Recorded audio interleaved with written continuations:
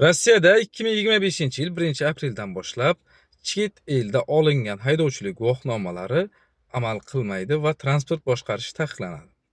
Assalomu alaykum do'stlar. Juda ham ko'pchilikni bugun va kechadan boshlab savollar qiziqtiryapti va ko'pchilikni bir-biriga bergan savollari bahs munozaralarga sabab bo'lyapti.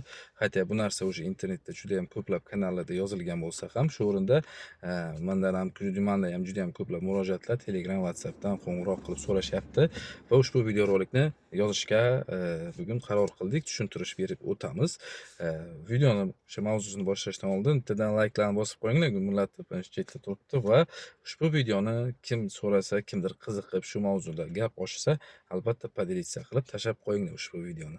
Va savollaringizni har doimgidek kommentariyada yozib qo'yaverasizlar. Rossiyada 2025-yil 1-apreldan boshlab kimda fitness jительство yoki Rossiya fuqaroligi bo'la turib, lekin o'zini oldingi O'zbekiston yoki Tojikiston fuqaroligidagi haydovchilik guvohnomasidagi namunadagi hujjat bilan mashina transport boshqarayotgan bo'lsa, ushbu haydovchilik guvohnomalari amal qilmaydi va haydovchilik guvohnomasi sifatida hech qayerda o'tmaydi. Endi shu o'rinda yana savol tug'iladi. Kim O'zbekistondan mashina minib kelyapti yoki Tojikistondan mashina minib kelyapti, ushbu fuqarolar nima qiladi? Siz o'z mashinangizni minib kelib bemalol haydayverasiz. Sizga Rossiya fuqaroligini, Rossiya haydovchilik guvohnomasini olish shart emas. Bu qonun faqatgina Rossiyada fitness jительство yoki bo'lmasam Rossiya fuqaroligini olgan fuqarolarga tegishli. Misol uchun mana kim ko'rayotgan bo'lsa, kimni fitness jительствоsi bor, yo Rossiya fuqaroligi bor, lekin o'zini o'sha vatanidagi, tug'ilib o'sgan vatandagi milliy haydovchilik guvohnomasida yuribdi.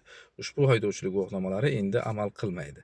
Endi imtihon topshirib, gospashlik olib, turdan o'tib, Rossiya guvohnomasini olish talab qilinadi. Shuning uchun nimaga tarqatib qo'yinglar.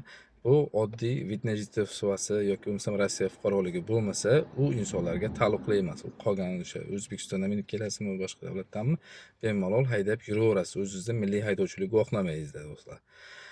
Shunaqa yangiliklar, xudo xolasa, o'ylayman foydali bo'ldi. Albatta podelitsiya qilib qo'yinglar.